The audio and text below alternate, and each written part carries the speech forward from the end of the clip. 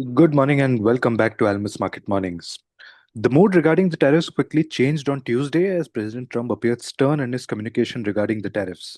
First, he seemed firm on the August 1st tariff deadline, which earlier seemed a little gray. Second, President said that there would be a 50% duty on corporate products. Third, there was a frustration with the European Union. He mentioned US could impose unilateral tariffs on the EU in the next 2 days. Fourth, there could be an additional 10% tariff for the BRICS countries. And fifth, drug companies could face tariffs as high as 200% if they don't move their production to the US by next year. Good morning, JK. What do you think about these set of updates on the tariffs? Good morning, Swaraj. I think if you are getting headlines on policy matters such as such big thing as a tariff, which will have an implication for inflation and consumption every hour, and that is something the market is not used to, and almost markets are kind of in a limbo. Not really, particularly the currency market, I would say. They are quite unmoved and not knowing what to expect next. So I think, yes, all these headlines are very significant, but we also do not know which will change and which direction. For instance, yesterday, Trump was saying that August 1 is the deadline, but it may change. He's not 100% sure, but again, after that, he said that it's a hard line. So, not sure, which way things will settle down. Broadly, one can say that tariffs are here going to stay, and ultimately at what a rate for different countries is the question. And hopefully, these uncertainties will end one way or the other on August 1st.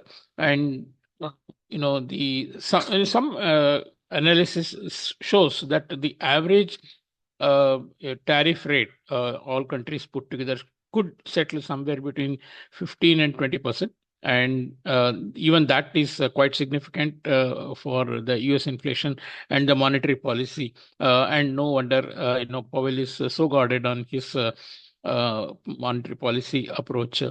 For India, of course, still the limited trade deal is being talked about, imminent, but not sure that results in a lower tariff for India. And India is also included in the BRICS group of countries where Trump is proposing a 10% tariff. Nothing is really very soothing. Europe, of course, claims that they are almost closer to signing a reciprocal tariff at 10%. So we just have to wait and see what the next 24 hours bring. In the meantime, while currencies have been sedate, I think bond market is showing signs of stress once again, particularly the Japanese bonds. Both the 10-year and the 30-year are reaching, record highs. And for quite some time, we've been talking about the US debt to GDP reaching 130% and likely to increase. But Japanese debt to GDP should over 200%. And we know that Japan recently has announced a plan to reduce their long-term bond buying program. So since then, we have seen the yields rise, and the Japanese yen also tending to weaken. Japanese yen actually lost the safe haven status even in the recent sell-off in the market. We did not see any major gain for the yen. It does look like the current environment. Bond yields are set to rise much more once the tariff picture is clear and the US inflation starts showing up the higher numbers, which market expects to see from July onwards. I think that will be a trigger for the next leg up in the yields. I have looked at the charts of the major countries, long-term bond yields, and they all look poised higher. UK and Japan looks quite vulnerable for a bond market sell-off, and of course the US is constantly on the radar because of their high deficit and debt, and particularly after the passage of the recent bill providing for tax cuts and spending also. So bond market is the one that I'll keep watching. And that could be harbinger for most of the market moves in the other segments as well. Stocks have reached the all-time highs, as we have shared in the recent past, and even India, it is inching towards the all-time high. But whether they will hold on, it depends on the behavior in the bond market, and also the tariff announcements.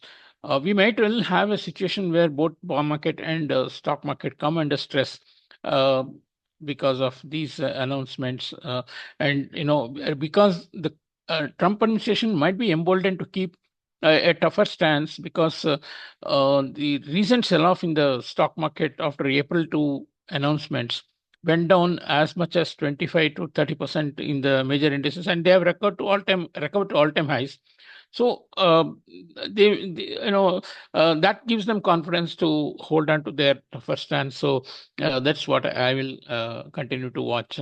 On the news, we had Chinese inflation. Actually, disinflation slightly slowing down in China as per the data released some time back. And in US, the new NY Fed survey shows that consumers' sentiment is slightly improving. Outlook, rather, is seeing inflation somewhat lower, and even the expectations on economy and the job market has shown some improvement. That's a good news from a US point of view. We will have the Fed minutes tonight. Um it will be interesting to see what the Fed individual Fed members have said during their deliberations, and because in the recent past we have seen a few members like Valor and Bowman had actually expressed a dovish approach required for the policy, while Powell has steadfastly held on to his wait and watch approach. So that will be interesting. May not be a market mover, but definitely for a medium term, that Fed members' views will be something that we'll look out for. And so not much of economic data otherwise from the US this week, and it is good as well, because we are already having to deal with so many tariff headlines. So we will, I think, markets will go into some sort of a consolidation. But overall, dollar does look like, as we have been sharing, looks like poised for a good recovery in the coming days. Charts are increasingly showing the momentum shifting to the upside for US dollar. But yes, we'll need some trigger for the larger correction to happen. But currently, euro is also consolidating at a lower level, well below the recent high. For the rupee, we got the correction from 86.02 to 85.63 yesterday. Initial sell-off coming from PSU banks, and then IPO related flows have helped the rupee to hold on a bit stronger. Again, global cues will be more important for India. I don't see, apart from a small knee-jerk reaction, even if a trade deal is signed, I don't see a major reaction in the USD INR. Interesting to note that USD INR, despite all the weakness that was seen in the dollar over the last 5 to 6 months, uh, rupee gained not more than 4%, and now quickly back in the middle of the range. That so, that's something to ponder about, because eventually I think even RBI possibly mopping up the flows to meet their forward liabilities, which is maturing this month and next. So rupee downside, rather the USD INR downside, looks limited. Both on discount as well as the USD index, which seems to be getting good support on the downside. So rest of the week, not much of an economic data, but definitely tariff headlines will be on the radar. Thank you. Thank you, JK. And of course, we will keep bringing the latest when it comes to tariff updates. Sometimes I wonder whether we should change our headline from Almus Market Morning to Almus Tariff Updates, because that's the level of updates that are coming through. Currency markets, but in general, remain in a limbo. Not much of moves despite these significant headlines. But just like us, even markets don't know which one will change, which won't. Uh, Interestingly, on the bond side, Japanese long-term yields are rising.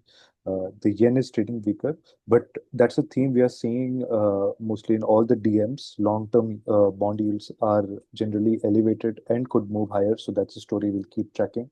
On the data front, we had the Chinese disinflation, which slowed down as per the latest data, and the consumer sentiment is improving as per the New York Fed's survey, which was released yesterday. Thing to watch out today would be the Fed minutes, which will be out tonight. When it comes to rupee, we had a correction yesterday to 85.63. USD INR had a correction to 85.63, and it should remain range bound with downside being limited. That's it from us today. Thanks for listening. We'll catch up tomorrow with a fresh round of updates.